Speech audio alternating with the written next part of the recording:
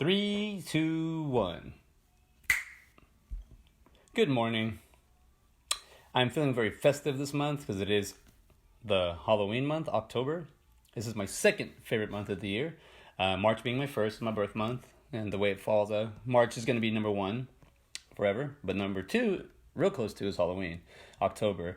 Right now I'm doing the 31 days of horror movies, but I kind of been just doing, I kind of wanted to do more theme, but I've stuck with the theme of horror. So far, I started off with watching Scream. It was a great Wes Craven movie. It's kind of Wes Craven is one of my favorite filmmakers. I remember watching this movie in the theater with a buddy of mine and his older brother, and I believe we're in sixth grade. I remember being like, wow, this is a pretty intense movie, but it's cool and it's kind of hip. And I watched it the other day, and it still has that vibe. Like, it's still a good movie. I highly recommend watching Scream 1. They're still on Netflix right now. I'm using Netflix, Hulu, Amazon Prime, and HBO are the four sources I'm using to watch my movies, to stream my movies. I'm kind of I have my collection that I'm gonna watch towards the end of the month, but I'm kind of just using the streaming services because I have my kid and I kind of want to be able to go in and out and watch a movie as I can. I usually try to get a good hour in of it. I let him watch a little bit, not really a whole lot. Just when he sleeps, I watch it. But I started off with Scream, and then I moved on to The Predator, the newest one. And I'll say the thing I love about the Predator movies, especially for 1 and 2 for sure. The other ones, the Alien vs. Predator, and then Alien Requiem, I believe. Those ones, they didn't do what I think that the Predator movies are known for. 1 and 2, and this other one, I will even include this last Shane Black one. The movie itself is kind of corny. It's not really what you expect from a Predator movie, but it's what you expect from the modern time now. So I can see how Shane Black had to kind of figure out how to kind of blend the two. But the one thing I've noticed about every Predator movie, those three I mentioned, is that the cast, they just get an awesome cast. And I think that's what really makes the movie so good. It's a team of secluded people that are fighting an alien. And it picks them off one by one. But you get to see the personalities. You get to see them grow. All of them from let's see, especially Predator 1. You get that. That's what really I feel. Arnold is the main seller for this. But I mean, Jesse Ventura does a good job. You have also Carl Weathers, Duke, Bill Duke. It's just like, Shane Black himself plays Hawk, I believe. Yeah, Hawkins. So that movie, it has the personalities. And then the new Predator, Predator 2, you have Danny Glover, which does a solid job, and he does a really good job. And they bring it into modern time. So, they don't bring it into modern time. It's always modern time. Sorry. They bring it into New York, LA. So you have the alien that was in the jungle, using primitive tactics to get its prey, and now it's doing it again in the city. So it's kind of cool. You kind of see it's like the same. It's like an urban terrain, I believe, as we would say. So Predator 2, it still had Bill Paxton. It had Gary Busey. It also has Maria Conchita Alonso. Robert Davi. And Adam Baldwin does play a part in it. He's a younger Adam Baldwin, but he's in it. And then this newest version of Predators, the Thomas Jane and Michael Keegan, what do you call it? Oh, I forgot about the Robert Rodriguez one too. The Predators, that one. That one didn't really get a lot of love. The Robert Rodriguez produced one, but I'll say that it did have the characters almost right. They had it. They had a pretty good shot of making that movie. I liked it. I enjoyed it. Danny Trejo and all that. But this movie right here. It has the Predator.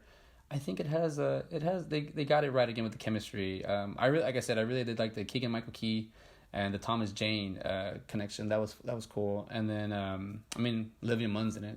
Can't complain. All right, let's get back to what else did I watch? And then the next day, I saw 13 Ghosts. Now, this one is one of my favorite movies it's just a great movie. A lot of people think it's a cheesy or it's a, what I say, I told a coworker, and I told my coworkers that a lot of my coworkers watch movies, and I said, I saw 13 Ghosts, and they said, awesome movie, man. And then Matthew Lillard as the medium guy that can the telekinesis. What is he?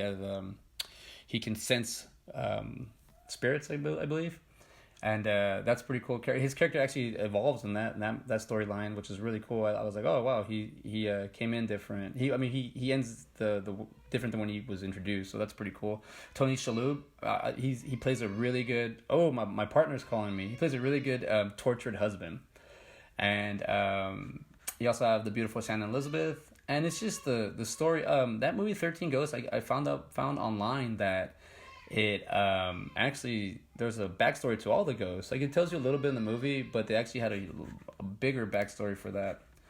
And I'm gonna move on because my partner over there needs to go already. He's ready to go.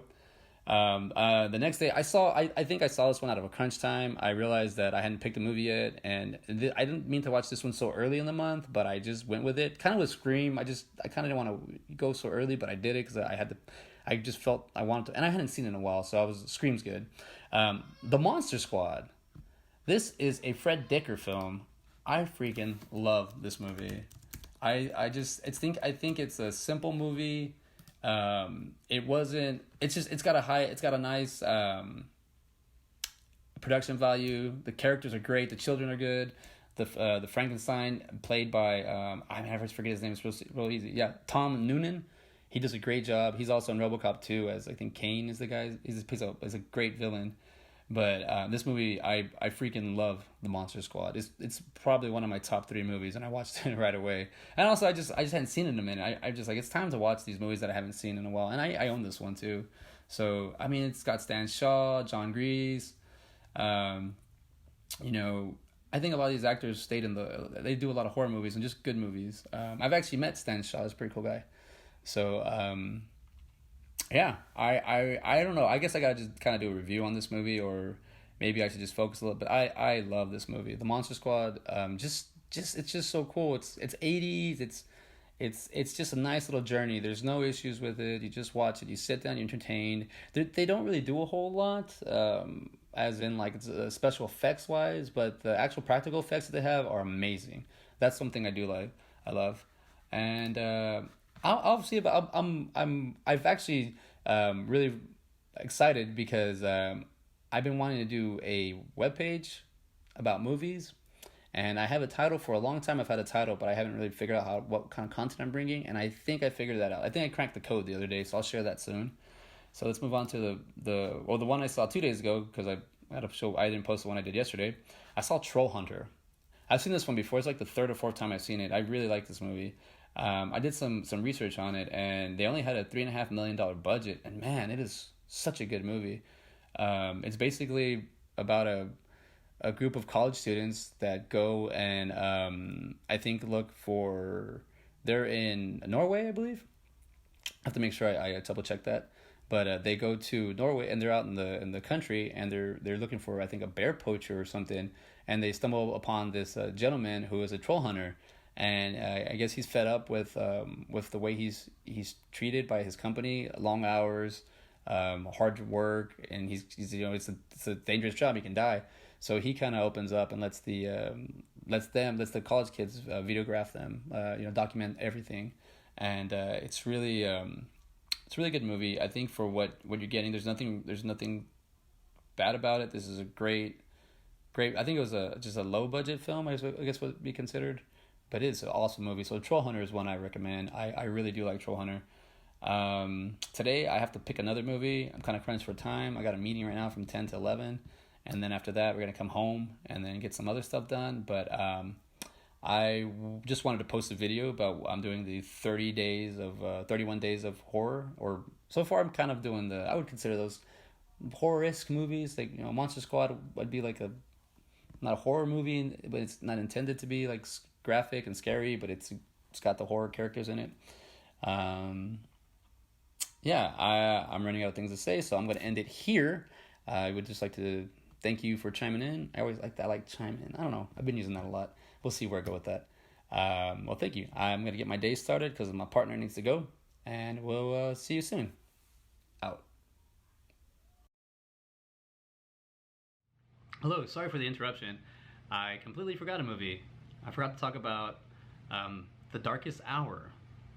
No, not that 2017 Darkest Hour starring Gary Oldman. I'm talking about The Darkest Hour starring Emil Kirsch and Joel Kinnaman, the new RoboCop. I completely forgot to talk about this movie, and I apologize. This is like number 4 I saw. The CGI is a little bit bad on this one, so I was having a hard time to really take it as a serious movie, even though I understand that movies are hard. I didn't know if this falls under horror or thriller, but it's definitely sci-fi. I saw it from the beginning to end. Don't really recommend it, but I always say watch every movie, you'll learn something from them. Also, I want to emphasize a little bit more on Scream. I know I was watching the video and I didn't emphasize too much on it. I really do like Wes Craven a lot. I really love him. A lot of his movies. And this movie itself, you know, it has Courtney Cox, David Arquette. It has Neve Campbell. It has Jamie Kennedy, Skeet Ulrich, Rose McGowan. Yeah, this is really Henry Winkler's in it. And I just realized that I watched 2 Matthew Lillard movies, 2 horror Matthew Lillard movies, 13 Ghosts and this one. So it's pretty cool how you can see actors kind of portray different characters in different movies, and you get to see them expand. And that was cool how I got to see him play, you know, a teenager and then play this like psychic guy. So that was nice. But I learned something from it. But yeah, I will be posting the part 2 of this next week when I get my other 6 movies done, or 7, whatever, whenever I hit the wall of posting. So we'll see you then.